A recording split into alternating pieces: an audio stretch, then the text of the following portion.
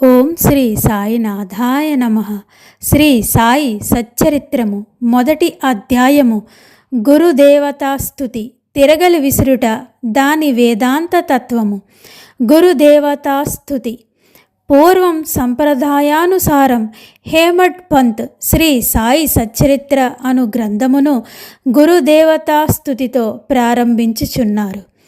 ప్రప్రథముగా విఘ్నేశ్వరుని స్మరించుచు ఆటంకములు తొలగించి ఈ గ్రంథము జయప్రదముగా సాగునట్లు వేడుకొనుచు శ్రీ సాయినాథుడే సాక్షాత్తు శ్రీ గణేశుడుగా భావించుచున్నారు. పిమ్మట శ్రీ సరస్వతీదేవిని స్మరించి ఆమె తన ఈ గ్రంథ రచనకు పురికొల్పినందుకు నమస్కరించుచు శ్రీ సాయియే సరస్వతి స్వరూపులై తమ కథను తామే గానము చేయుచున్నారని చెప్పుచున్నారు. తదుపరి సృష్టి స్థితి లయ కారకులైన బ్రహ్మ విష్ణు మహేశ్వరులను ప్రార్థించి శ్రీ సాయియే త్రిమూర్తుల యొక్క స్వరూపమని, సమర్థ సద్గురువులని, వారు మనలను సంసారమను నదిని దాటించగలరని చెప్పుచున్నారు. తర్వాత తమ గృహదేవత అయిన నారాయణ అధినాథునకు నమస్కరించి వారు కొంకణ దేశములో వెలిసి ఉన్నారని, ఆ భూమి పరశురాముడు సముద్రం నుండి సంపాదించినదని చెప్తూ వారి వంశం మూల పురుషుని స్తోత్రం చేసిరి. అటు పిమ్మట వారి గోత్ర ఋషియగు భరద్వాజ మునిని స్మరించెను. అంతేకాకుండా యజ్ఞవాకుల్యుడు, భృగుడు, పరాశరుడు, నారదుడు, సనక సనందులు, సనత్కుమారుడు, సుకుడు, సౌనకుడు, విశ్వామిత్రుడు, వశిష్ఠుడు, వాల్మీకి, వాసుదేవుడు, జైమిని, వైశంపాయనుడు, నవయోగీంద్రులు మునులను స్తుతించెను. నివృత్తి, జ్ఞానదేవు, సోపాను, ముక్తాబాయి, జనార్దనుడు, ఏకానాథుడు, నామదేవుడు, తుకారాం, కన్వ, నరహరి తదితర యోగీశ్వరులను కూడా ప్రార్థించెను. తర్వాత తన పితామహుడైన సదాశివునకు, తండ్రి రఘునాథునకు, కన్నతల్లి చిన్నతనం నుంచి పెంచి పెద్ద చేసిన మేనత్తకు, తన జ్యేష్ఠ సోదరునకు నమస్కరించెను. అటుపై పాఠకులకు నమస్కరించి తన గ్రంథమును ఏకాగ్రత చిత్తముతో పారాయణం చెయ్యమని ప్రార్థించెను.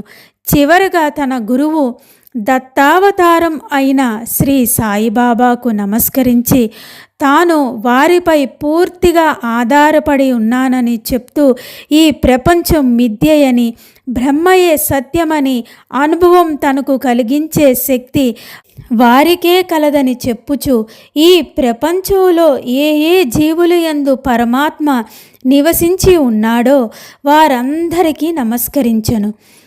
పరాశరుడు, వ్యాసుడు, సాండిల్యుడు మొదలైన వారు చెప్పిన భక్తి మార్గాలను పొగిడి వర్ణించిన పిమ్మట హేమడ్ పంత్ ఈ క్రింద కథను చెప్పుట ప్రారంభించెను.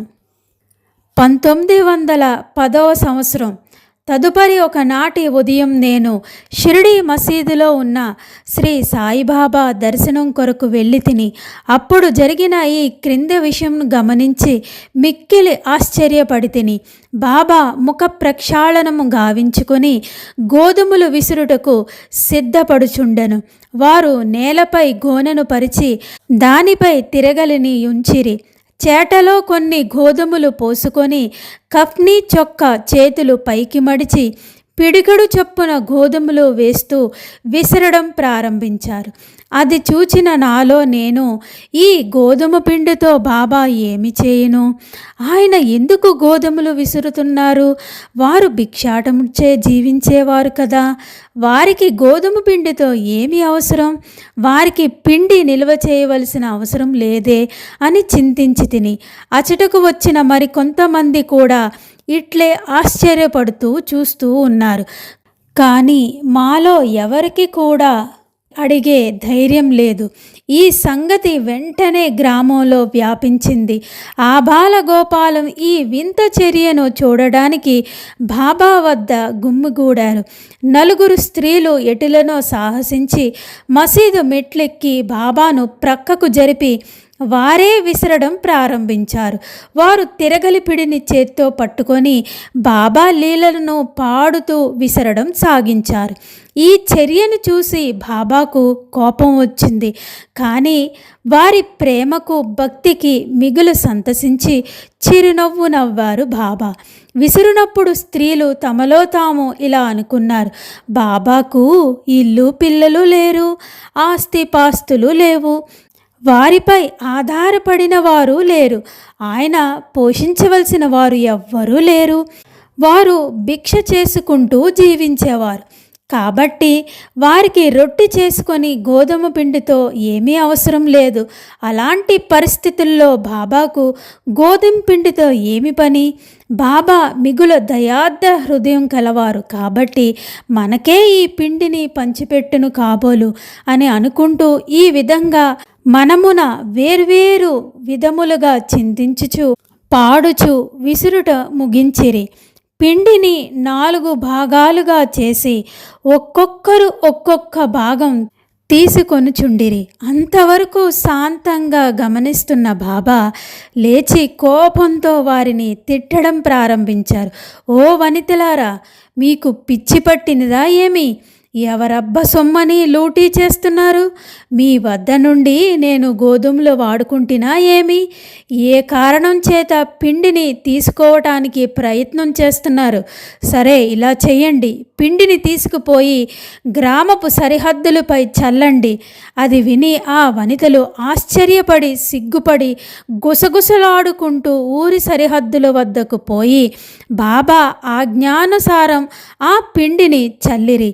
నేనిదంతయు చూసి షిరిడి ప్రజలను బాబా చర్యను గురించి ప్రశ్నించి తిని ఊరిలో కలరా జాడ్యం గలదని, దానిని శాంతింపచేయుట అది బాబా సాధనమని చెప్పిరి. అప్పుడు వారు విసిరినవి గోధుమలు కావని, వారు కలరాజాడ్యమును విసిరి ఊరి కవతల పంపివేసిరని చెప్పిరి. అప్పటి నుండి కలరా తగ్గెను. గ్రామములో ప్రజలందరూ ఆనందించిరి. ఇదంతా వినిన హేమడ్ పంతుకు మిక్కిలి సంతసం కలిగెను. దీనిని గూఢార్థం తెలుసుకున్న కుతూహలత కలిగెను. గోధుమ పిండికి కలరాకు సంబంధం ఏమిటి? ఈ రెండిటికి గల కార్యకరణ సంబంధమేమి? ఒకటి ఇంకొక దానిని ఎట్లు శాంతింపజేయును? ఇదంతా అగోచరంగా తోచెను. అందుచేత నేను తప్పగా ఈ విషయమును గురించి రాసి బాబా లీలలను మనసారా పాడుకోవాలని నిశ్చయించుకొంటిని. ఈ లీలను చూసి ఇట్లు భావించుకొని హృదయానందపూరితుడు అయితిని. ఈ ప్రకారంగా బాబా సచ్చరిత్రను రాయుటకు ప్రేరేపించబడినది. అట్లే బాబా కృపా కటాక్షము చేత, బాబా వారి ఆశీర్వాదం చేత గ్రంథం నిర్విఘ్నముగా జయప్రదముగా పూర్తి అయినది. తిరగలి విసురుట దాని వేదాంత తత్వము. తిరగలి విసురుట గురించి షిరిడి ప్రజలు కొన రీతియే కాక దానిలో వేదాంత భావం కూడా కలదు. సాయిబాబా షిరిడి యందు సుమారు 60 సంవత్సరములు నివసించి ఉన్నారు. ఈ కాలమంతయు వారు తిరగలిని విసురుచునేయుండిరి. నిత్యం వారు విసురునది గోధుమలు కావు, భక్తుల యొక్క పాపములు, వారి మనోవిచారములు మొదలైనవి. తిరగలి యొక్క క్రిందిరాయి కర్మ, మీదరాయి భక్తి. చేతిలో పట్టుకోబడిన పిడి జ్ఞానము. జ్ఞానోదయమునకు గాని ఆత్మ సాక్షాత్కారమునకు గాని మొట్టమొదట పాపములను కోరికలను తుడిచివేయవలను. అటు పిమ్మట త్రిగుణరాహిత్యము పొందవలను, అహంకారమును చంపుకోవలయను. ఇది వినగానే కబీరు కథ జ్ఞాప్తికి వచ్చెను. ఒకనాడు స్త్రీ ఒక ఆమె తిరగలలో ధాన్యం వేసి విసురుచుండెను. దానిని చూసి కబీరు ఏడ్వసాగాను. నిపతి నిరంజనుడు యొక్క సాధు పుంగవుని చూసి కారణం అడగగా కబీరు ఇట్లు జవాబిచ్చెను, నేను కూడా ఆ ధాన్యము వలె ప్రపంచమును తిరగలిలో విసరబడదను కదా. దానికి నిపతి నిరంజనుడు ఇట్లు బదులు చెప్పెను, భయము లేదు, తిరగలి పిడిని గట్టిగా పట్టుకొనము, అనగా జ్ఞానమును విడవవద్దు. నేనెట్లు గట్టిగా పట్టియున్నానో నీవు అట్లే చేయుము. మనసును కేంద్రీకరించుము. దూరముగా పోనీయకు. అంతరాత్మను జూచుటకు దృష్టిని అంతర్ముఖం గానిమ్ము. నీవు తప్పగా రక్షించబడిదవు. మొదటి అధ్యాయము సంపూర్ణము. సద్గురు శ్రీ సాయినాథార్పణమస్తు. శుభం భవతు.